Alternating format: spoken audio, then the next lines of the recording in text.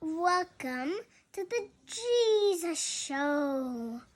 Not that one. And you comfortable? Yeah. You ready to go? Yeah. Hey guys, welcome back to the show. Today I have Jacob. How's it going, everybody? Hey man, thanks for joining me. Of course. Glad to be here.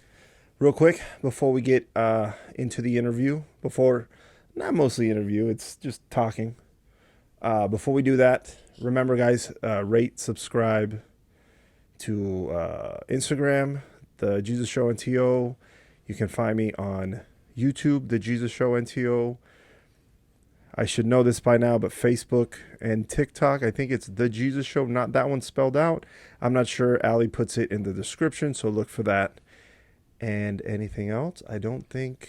Yeah, just tell everybody to rate and subscribe and follow, all that good stuff. If you notice, I'm wearing another New England Revolution shirt. Once again, AJ De La Garza's jersey. This is the 2021 away jersey. Speaking of away jerseys, here, let me get in just a little bit. There we go. Speaking of away jerseys, what do you know about soccer? Not a lot, honestly. I know it's 90 minutes long and people running back and forth. It's fun to watch. Yeah. I don't know a lot about it. Have you seen a full game before? Yes. Do you know what games you've seen? No. No? I've seen a few of the World Cup games. Okay.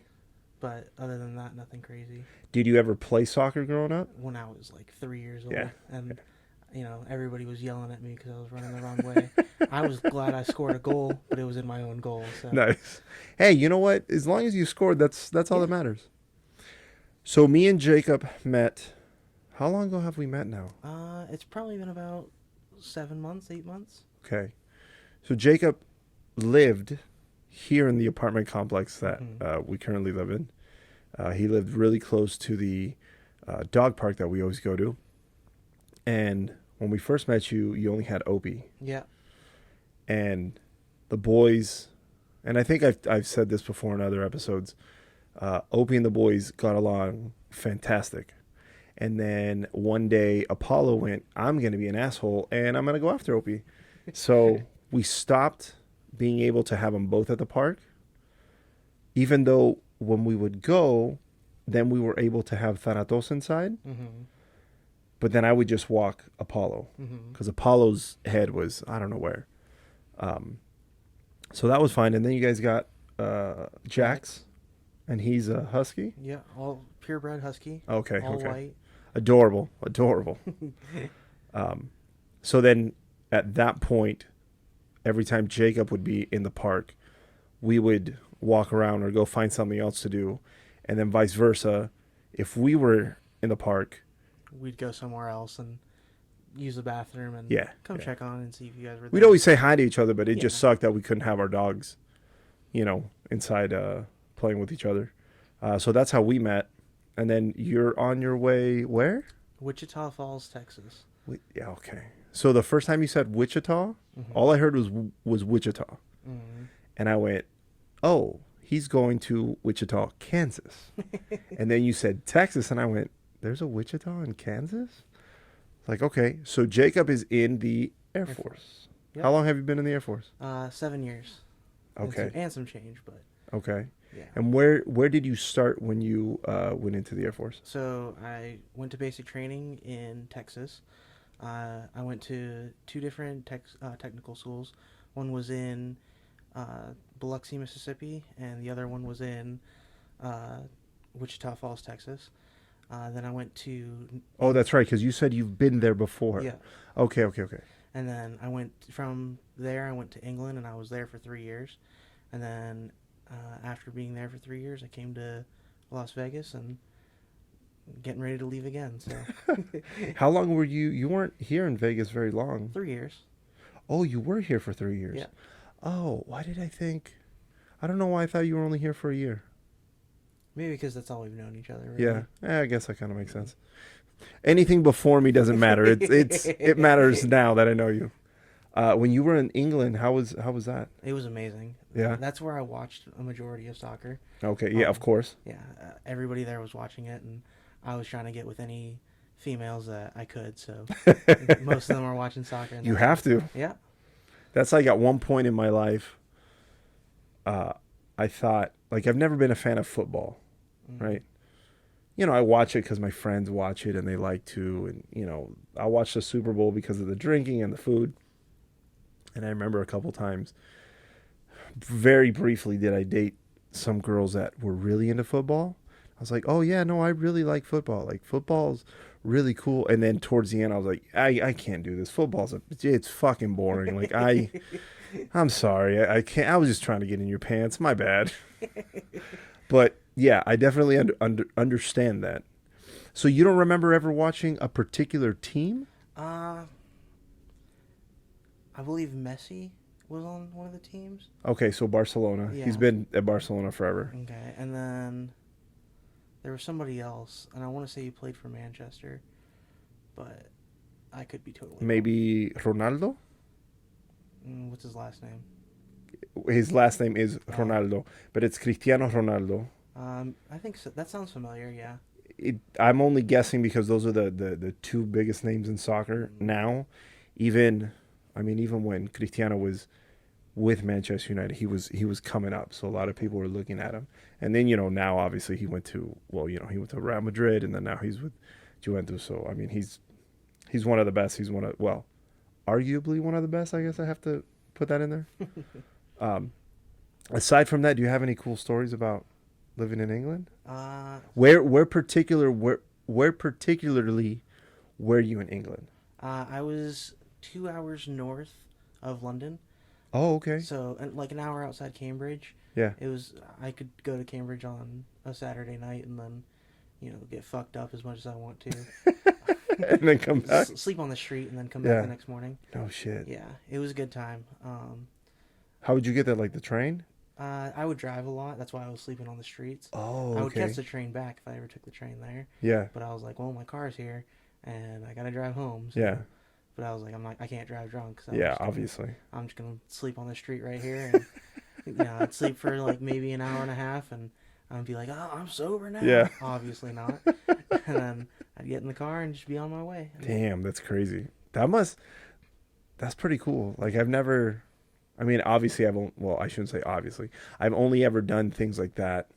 Meaning like going from one place to another, driving within the States. I've never lived outside of the U.S. and been like, oh, let me go from here to here, and like have that. I mean, I guess it's the same thing when I think about it that we do here, but then it just sounds more luxurious because you're in a different country, you know? Yeah. Did you ever get freaked out? Because they drive on the opposite side. Yeah. Right? So I got there and I actually drove on the right side, and you're supposed to be driving on the left. Oh, shit. So, like, I was on base, luckily, so people knew, like, okay, this motherfucker just got here. So, like, and I was like, oh, shit. But I came back to visit family one day, and I was out looking at tattoo places. I just wanted to get a tattoo one night, and I was just looking at tattoo places. I couldn't find one, so I started driving home. It's probably 10 o'clock at night, so it's pretty dark out, and everybody has their headlights on. Yeah. And I'm driving, and I'm like, these motherfuckers here have their goddamn headlights pointed right at me in the road. And I'm like, oh, shit, I'm the one in the wrong here. Oh, my God. Let me get over here real quick. And, I mean, that's, like, one of the only mix-ups I've had. Yeah. Nothing too crazy. Like, it was never a close call with anything like that. Yeah. Oh, thankfully. Yeah. Jeez, man. But That's insane. Imagine you're like, look at these dumb fucks over here don't know how to drive. Oh, shit, my bad. Oops. My bad. One time, me and Allie went we went to one of our friends, Byron and Zuri. They were getting married, and they went to Ireland. So Allie asked me, do you feel comfortable? Like, if we go and we rent a car, do you feel comfortable driving in Ireland? And I thought to myself, well, I've never driven in Europe on the opposite side and sitting on the opposite side and all of that. So I thought to myself, yeah, I mean, I guess. So I said, as long as it's an automatic car, because I can't drive stick to save my life. I can't do it. So she goes, okay. So she set everything up. We get there, And luckily, we landed on a Sunday. Wait, was it a Sunday? No, it was a Saturday. Fuck, when did we get there? No, yeah, it was a Saturday, but we got there at like 5 a.m. So really, really early. So we pick up the car and we're driving to the hotel. And as we're driving to the hotel, we were gonna meet our friend Woody, Fleur, and Mike. So we're driving, and I kept, when I was changing lanes, instead of looking over my shoulder, like wherever I was supposed to look to change the lanes, I was looking opposite of it. So I wasn't paying attention to the cars that would have been there. Yeah. And I kept having to catch myself. And then the next day, we drove on a Sunday. So we didn't encounter hardly any traffic. Almost nobody was on the road, which thankfully for us, I didn't get in an accident. But for me, it was a little nerve-wracking. And then we had our friends in the car because we went to the brewery, to the Guinness Brewery. And I thought, holy shit, man, like, I'm going to kill us. Then after that, I was like hyper vigilant. I just kept looking over, and there was like, you only have to look over here if you're going into your right lane. No, I just want to make sure because I don't know what the fuck I'm doing. But I mean, I'm assuming once you get comfortable with it, then it's. Oh yeah, I had a bunch of buddies of mine tell me, "Hey, like you're gonna drive us to wherever," just to get me comfortable with driving. Oh, okay. And then, like after that, they were like, "Okay, now like we'll drive, or we'll do this, or we'll do that." Oh, okay. And then we split it up, but it was a good like you're gonna get comfortable no matter what. Yeah. Kind of situation. So and that helped out a lot. Oh, okay. Now your job in the Air Force is. I work on F-15s, fighter jets. I work with radios, navigation, radar, all sorts of buttons and switches and things like that. How did you get into that? Is that something going in that you thought, you know what I want to do? Or was it, hey, we have a job over here for you? I walked into the recruiter's office and I was like, I need to get out of Florida as soon as possible. Is that where you're originally from? So I was a military child. I moved around a lot. I was born in Hawaii, moved to Louisiana, back to Hawaii, Yeah. Southern California, and then to Florida. And then I stayed in Florida for 7 years, and I was like, I need to get out of here. Anything you can do to get me out of Florida. And then they were like, here, we have, 17 jobs open. Which one do you want? And I was like, you choose for me. And they were like, okay, here you go. Oh, wow. Yeah. So, and then I just got the luck of the draw with that one. And I didn't know what I wanted to do getting out of high school. I knew I didn't want to go to school. So college was out of it. A trade school was out of it. And I was like, join the military. That's all I got. And then they got me by telling me, hey, you got to go to school to do this job. Oh, shit. Damn it. We're going to pause real quick. You would think that I would know this by now. Okay. So then you found out you had to go to school for it. Yeah. And I went to school. The school's about 6 months long. Just about 2 months in Mississippi, 4 months in Texas. Okay. And then I sat there and I learned how to do my job. It went one ear and out the other. And then I got to my first base in England, and they were teaching me everything over again, and that's when it kind of started to click. I was like, oh, yeah. I remember you, like, my instructor telling me that, or oh, like, okay, like, now it's kind of making sense. Yeah. But when you're in the classroom, it's just like they're pushing all this information to you because they need to get you out of there. Yeah. So that way the next class can keep coming in. And I feel very, very different from my job to your job. You actually, I feel you do important things, and I go, what do you want to drink?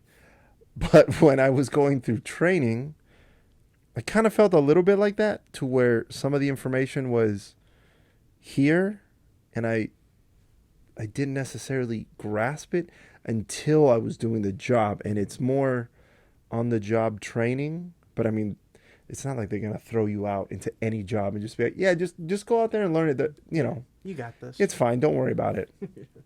But so once you started doing it, once you started doing your job, Mm-hmm. were you like, this is dope, or were you like, fuck, do I really have to stick to this? At first, I was like, this is dope because essentially it's putting what the Air Force says, putting warheads on foreheads. Yeah. So, Oh wow. Okay. so I'm indirectly killing bad guys. Okay. That's how I like to look at it. Yeah. After about 3 years of doing it, though, you're kind of like, okay, like it's just old now. Yeah.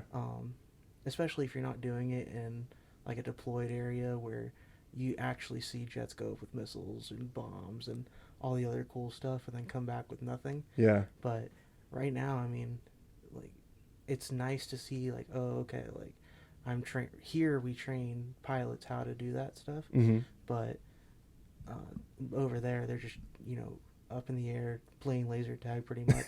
Yeah, honestly, they play laser tag and Okay. with little missiles that they have, and Yeah. that's all they do for a couple hours, and they come back down. And Oh, that's crazy. if they're broken, I fix it. If not, then I move on to the next jet, and then. Are you able to say how often you encounter a problem on a jet? Yeah. You don't have to get into specific No. problems. Specific problems, they're hard to come around because once you fix it, then it's usually good. Yeah. And that problem won't come around on that specific jet, but it might come up on a different jet. And things come in waves. Flight controls, for example, is one big thing I work on. I'll have 3-4 months with no flight control issues, and then right after that, one jet just has it, and then the rest of the jets just end up having it. Really? And then so you're constantly working that, and you're like trying to relearn it because you haven't used it in 3 or 4 months. Yeah. So then you're like, okay, let me think about this. Okay, cool, I got this. I know what I'm doing. Boom, and then everything just stops, Mm-hmm. and then you just keep going from there. And Now, when you do something like that, you said instruments? Yeah. Right? When you have to fix it, is it something you can do in a day, or is it this is going to take a couple of days? it depends on the issue. If it's Oh, something okay. like, this display is broken, let's say, or this instrument is broken. Mm-hmm. If we can narrow down to the part being bad, Yeah. an hour to fix it.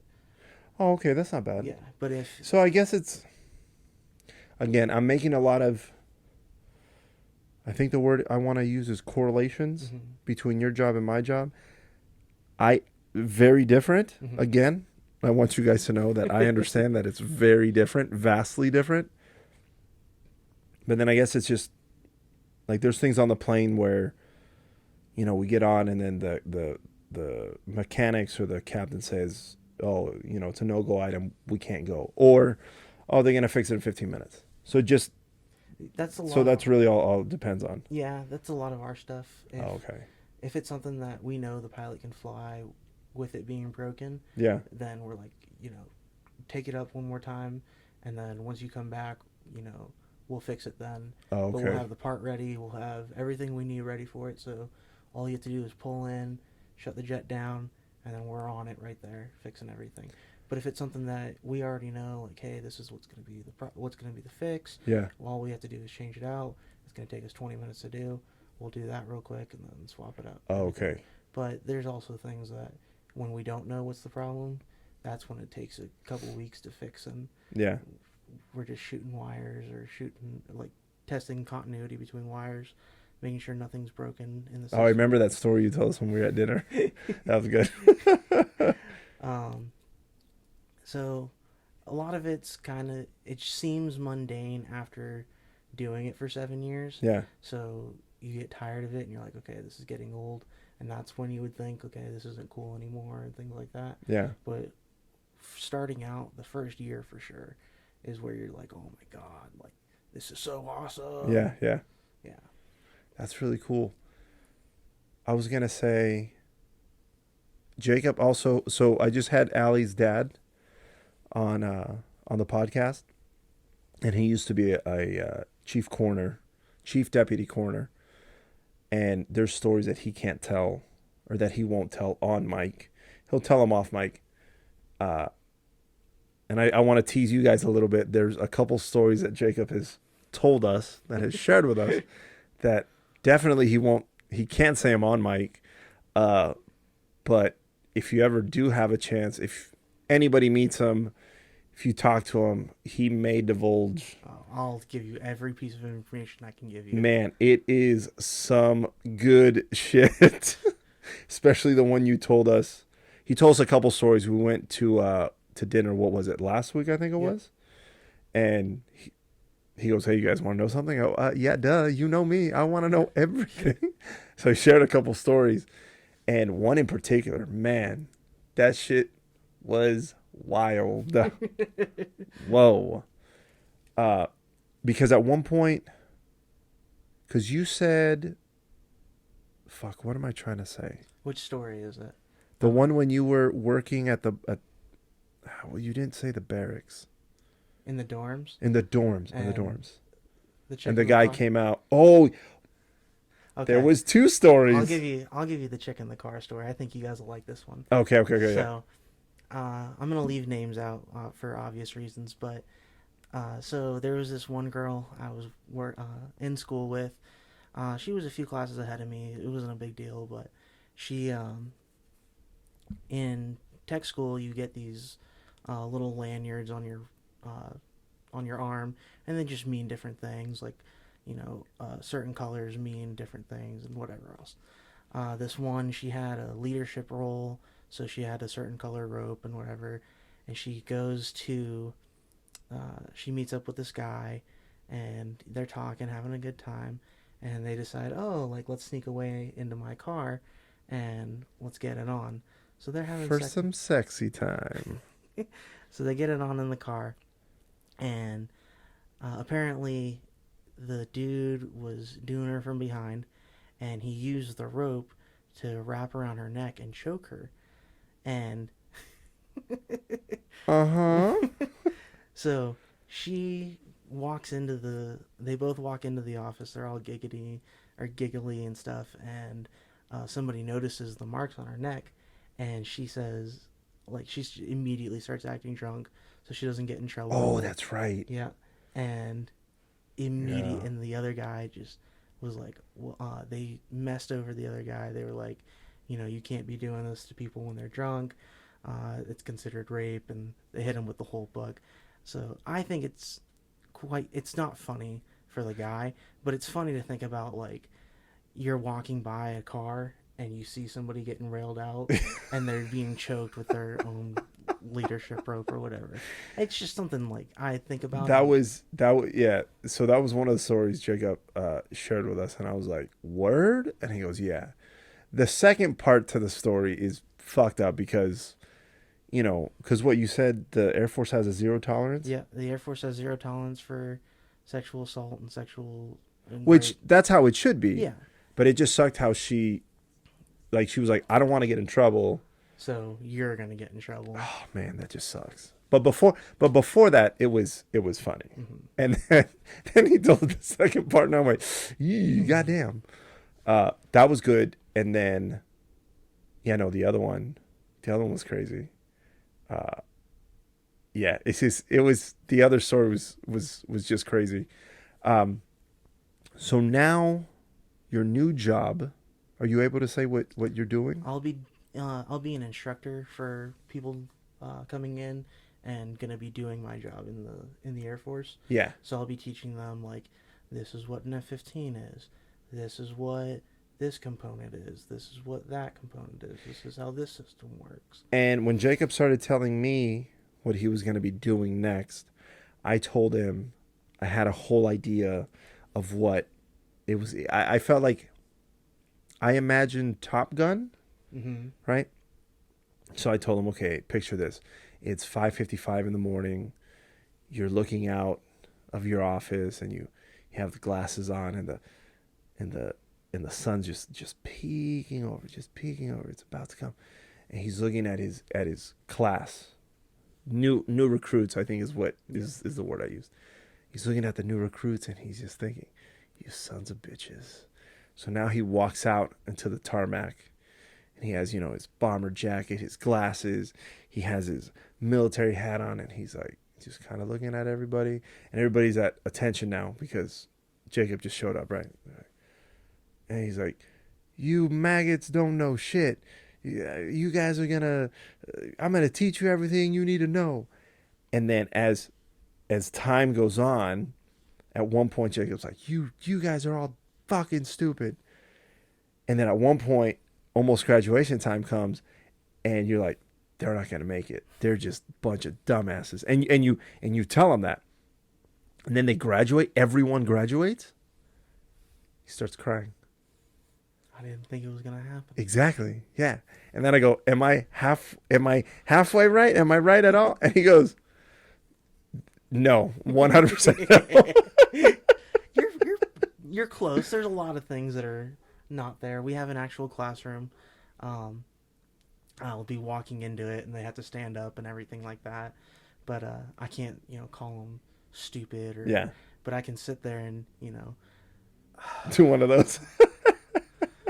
as much as I want. That's hilarious. Now you're gonna be doing that job for the whole time you're out there? Yep. So for the 4 years. 4 years, yeah. Okay. And you said you'll have about 2 classes a year? 2 to 3, yeah. Okay. Oh shit, 2 to 3. Mm-hmm. Wow. Okay. That's kind of cool. Yeah. Are you excited for the new role? Yeah, it's definitely something new. Yeah. You're trying to introduce people who have come from somewhere where they've been yelled at for 2 months by somebody for no reason whatsoever. Yeah. I mean, they wanted to yell at you. Yeah. And you're trying to introduce them to, hey, this is the Air Force, but it's also the real world. Like, nobody's gonna yell at you unless you're just absolutely dumb. Yeah. And you mess something up. But I mean, if you're doing everything by the book and everything like that, you'll be fine. And so that I'm excited about that part. Yeah. And being able to like connect with the students and be like, hey, don't freak out about this place. Yeah. That's pretty cool. You seem like a very patient, calm guy. You see the not work side of me. Okay. So I walk into work and somebody will come up to me.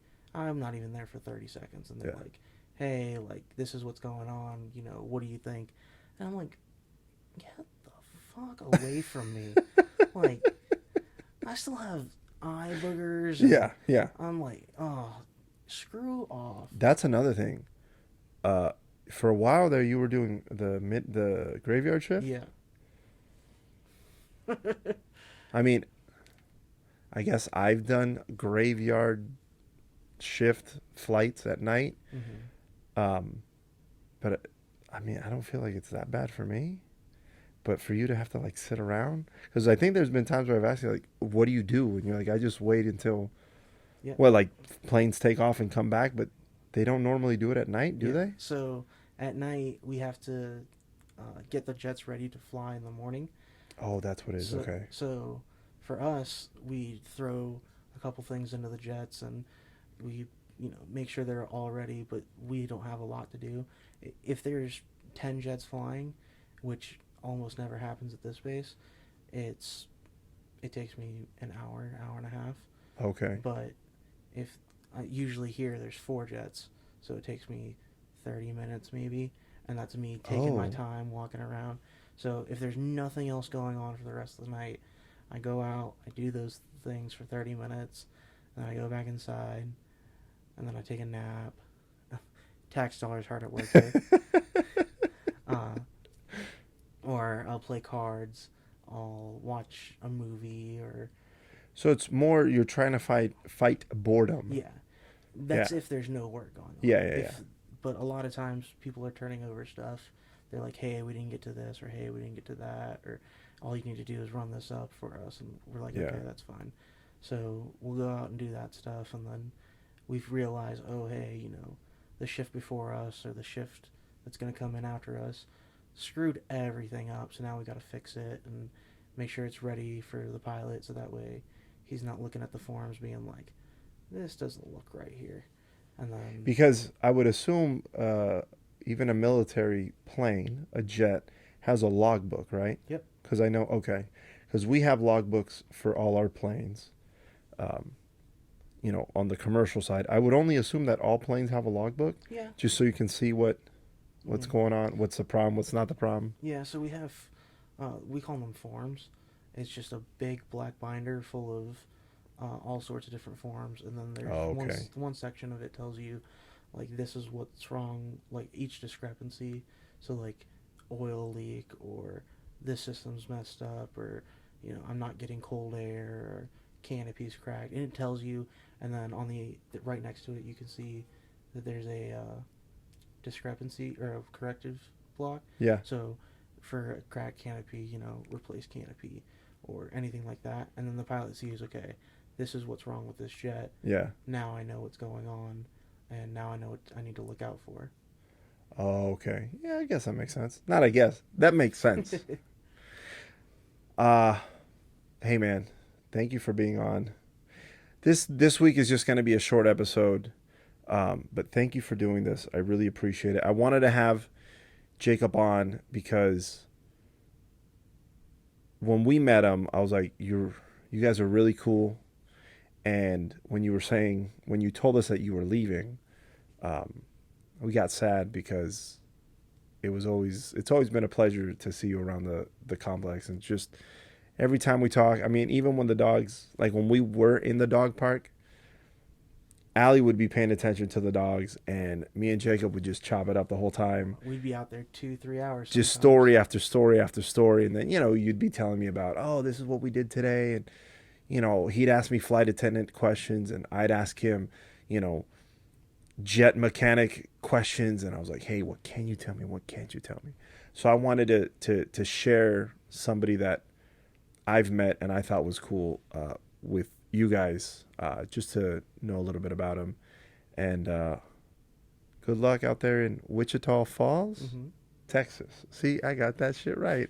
I remember because I pay attention. Kind of, but not really, so relax.